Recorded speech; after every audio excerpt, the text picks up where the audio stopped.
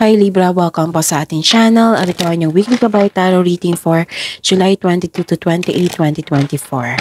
This is for your career and money, Libra, ngayong week na ito. Please be reminded kung nakaresonate kayo, comment down. Kung hindi kayo nakaresonate, ibigay niyo po sa iba kasi channel reading po ito. This is for you, Libra, ngayong July 22 to 28, 2024.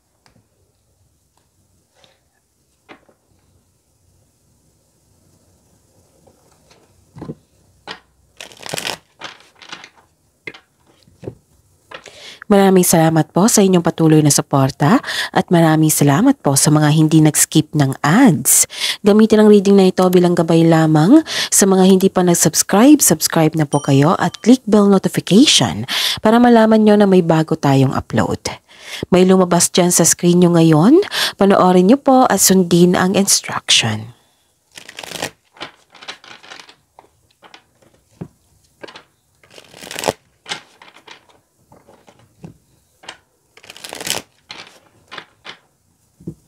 Para po ito sa inyo, Libra, for this week, career and money.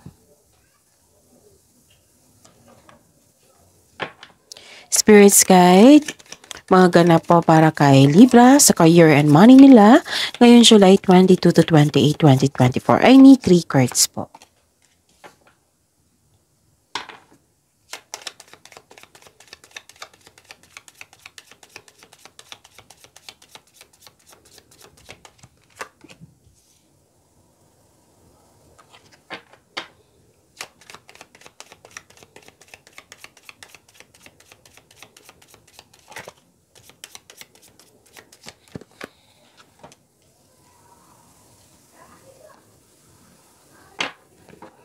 Kuha tayo ng mensahe. Spirits Guide, mensahe nyo pa para kay Libra sa career and money nila ngayon July 22 to 28, 2024. I need 2 cards po.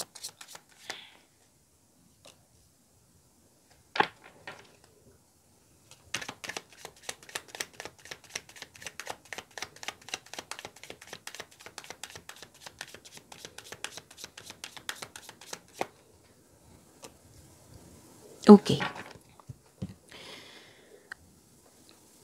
So, Libra, sa career and money nyo, July 22 to 28, 2024, may nakita ko ditong, kung last week, the other day, stress kayo, ngayon okay na. Nakita ko dito yung support ng isang grupo ng tao, pwedeng family mo ito.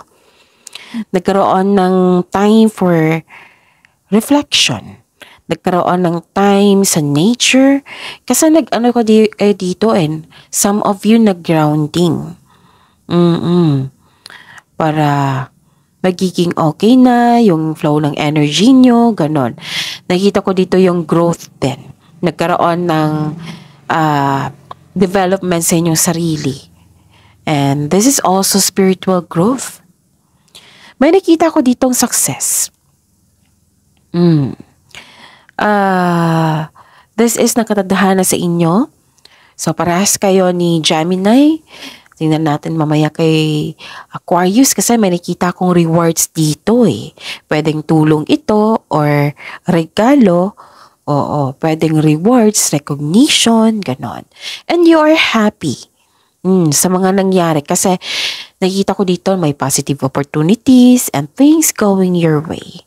Tapos may parating po sa inyo na malaking pera which is expected nyo ito. Pwedeng pera on cash to or check kasi parating to expected nyo po ito. And nakita ko dito na may matanggap kayo na news and information. Pwede din nalaman mo ang intensyon ng isang tao. And ang mensahe po para sa inyo is fertility. It's time to think about family, life, and children. So this is a clarification of your card here. Kasi nag-take time kasi yung sarili. Nag-give time kasi yung sarili even to your family kasi may nakita akong group of people dito. So, don't sacrifice family for your career. Okay? Again, don't sacrifice family for career. It might be, this is not, it might be. This means, sabi po dito, kailangan nyong pagbalansehan ang oras sa career and money and sa inyong family and to yourself also. And, wow, so love life, free from problems and money troubles. So, it might be na nagkaroon kayo ng problema sa inyong career and money. So, free yourself. Free from problems and money troubles. Enjoy the passion of love. Love and be loved. And nakikita ko naman dito na alagang-alaga nyo ang inyong career and money. Okay?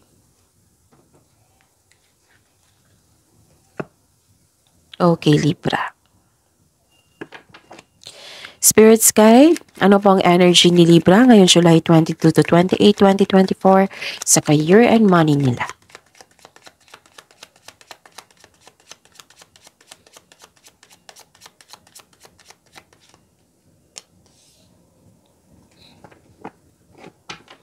And the clarification of this card po.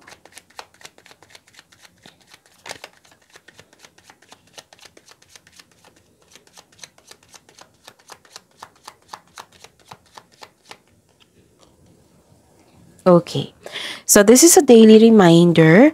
Panoorin nyo po yung last 4 days kabay tarot reading nyo. Like, for example, napanood nyo ito ngayong July 22, 2024. Panoorin nyo po yung July 21, 20, 19, 18. Last 4 days. Kung may nakita kayo na or narinig kayong repeating message, kailangan nyong bigyan niya ng atensyon. Kung maaari po, bigyan nyo po ng solusyon at aksyon. And panoorin nyo po yung monthly kabay tarot reading nyo for August 2024. Kaka-upload lang po the other day. So, panoorin nyo. Nandun po sa channel natin. Okay? Solong-solo yun ni Libra. And yun. Kung may narinig kayong ingay, pasensya na po. Maingay po yung kapitbahay namin. And pasensya na rin po kasi sa mga hindi pa nakakaalam na may sipon po ako. Baka napansin nyo na iba yung boses ko ngayon. Okay? So, focus kayo sa mensahe para may makuha kayong mensahe. And don't worry kasi nakafocus ako sa reading natin ngayon. Okay. Nakikita ko dito na may pagbalanse.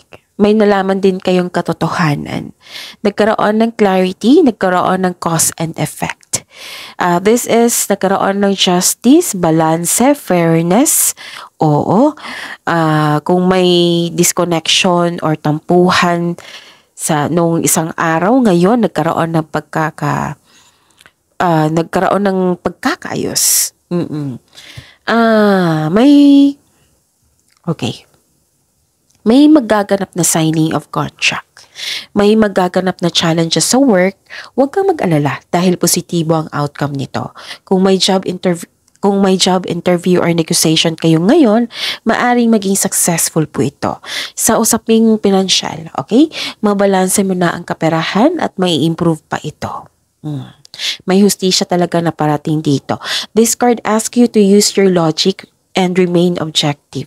Dahil ito ay nakatulong na ma-uncover mo ang katotohanan sa isang sitwasyon. May positive outcomes in legal matters. Yes, mananalo ka. Yung legal issues mo concerning sa property ay mareresolve na po. And yes, again, may signing of contract ako nakita dito. So stay true to yourself and act with integrity. Have faith na ang imbalance na sitwasyon are now working out in your favor. Magkakaroon po ng pagbalanse. Okay.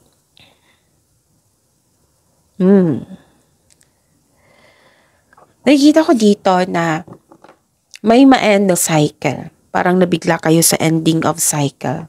Oo. Mag-ingat po daw kayo sa paggawa ng plano. Kasi nakita ko dito naiinip or nagsisisi. Oo. So, ang sabi po ng card dito, kung gagawa po daw kayo ng plano, mag-ingat. Tapos, siguraduhin wastong plano yan, konkretong plano yan. Okay? And, another card na nagsabi, tatlong card na nagsabi na may success na ganap. Kung may na-miss po daw kayong opportunity, wag po daw kayong mag-alala.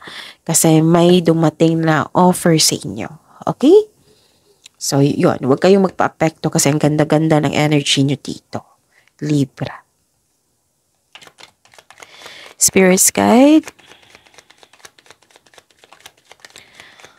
Possible blessings na ma-receive ni Libra sa career and money nila for this week, July 22 to 28, 2024.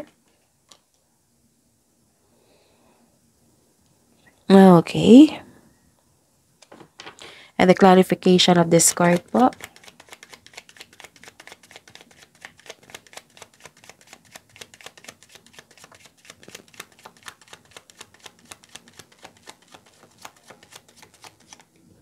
Okay. So what is the blessing?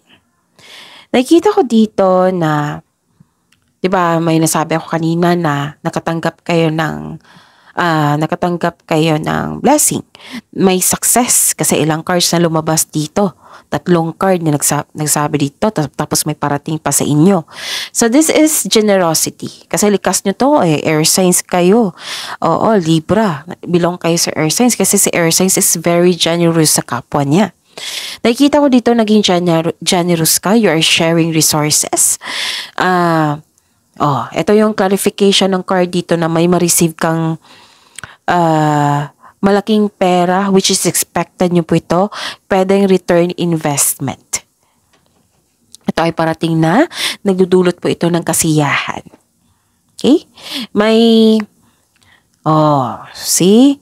Diba sabi ko sa inyo kanina may signing of contract. Nakikita ko rin dito, may ma-promote din dito sa trabaho. Pwedeng promotion, pwedeng pagtaas ng sweldo or anong tawag dito? Allowance. Mag-level up.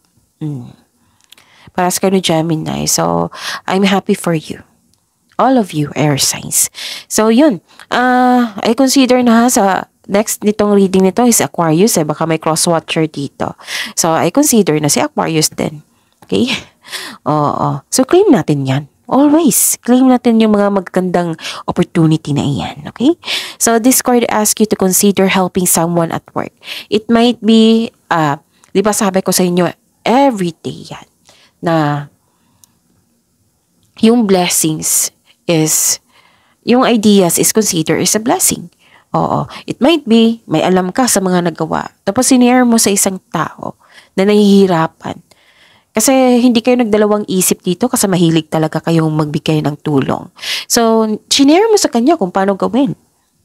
That is a blessing. That is a help.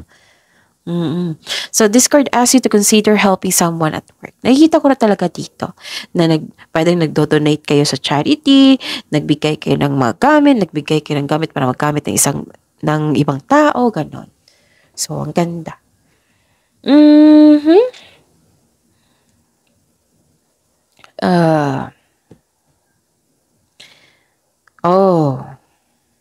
May conflict lang. Naranasan dito ni Gemini. May conflict lang. Pwedeng conflict delay, pwedeng conflict na nagkaroon ng disconnection sa isang tao. May nakita kong argument. Disconnection to sa isang tao pwedeng kasamahan mo dyan sa trabaho or may boss kayong toxic. Naiirita ka sa kanya, Libra. Ganon. Pero tuloy-tuloy to yung trabaho mo. Siguro nagtitiis ka kasi nagbibigay ito ng financial stability sa inyo. Pero yun, hindi actually si air signs is matiisin to Pero iba to mapuno. Oo, mapuno to. Let go talaga. Okay? So, know when it's time to walk away from an environment na hindi na nakatulong sa inyong growth or hindi nagbibigay ng peace of mind sa inyo. So, listen to your intuition also. It will guide you away from toxic people or toxic workplace. Pero nakita ko talaga binigyan itong trabahong ito magkakaroon ng nagbibigay ito ng stability sa inyo. Yun nga lang. Ganyan talaga pag may kasama, may parang ingredients, kasali na yan sa ingredients sa life natin, sa career life. Okay? I'm hoping magiging okay na yan. Spirits guide, challenges na ma-overcome po ni Libra ngayong July 22 to 28, 2024 para sa lang career and money. Yun na, maraming salamat po sa patuloy na tiwala at suporta. At maraming salamat po sa mga hindi nag-skip ng ads. May lumabas dyan sa screen nyo ngayon. Panoorin nyo po kung gusto nyo po iyan. Then sundin ang instruction. Movement, paglalakbay.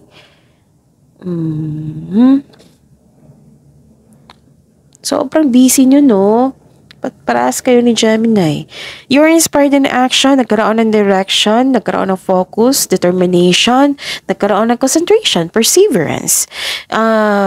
Some of you, may biyahe dito. Pwedeng umuwi kayo na successful kasi this is also means traveling. You are moving forward to the next level.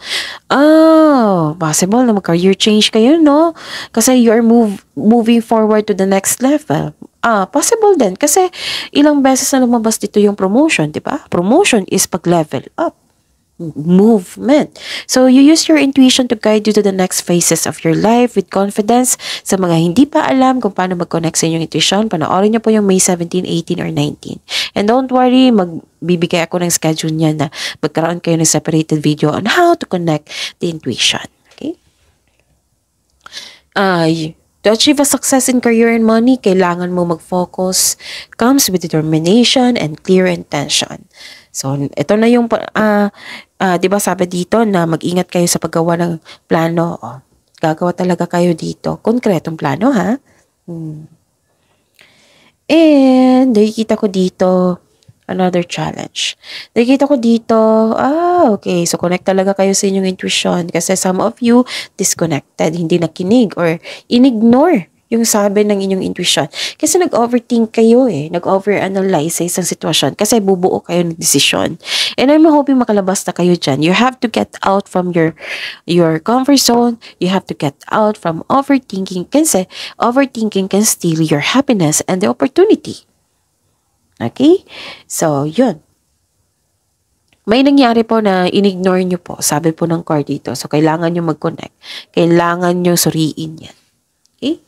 So, that's it. See you tomorrow, Libra. Please like, subscribe, and click the button for notification para updated po kayo sa daily tarot reading natin. Maraming salamat.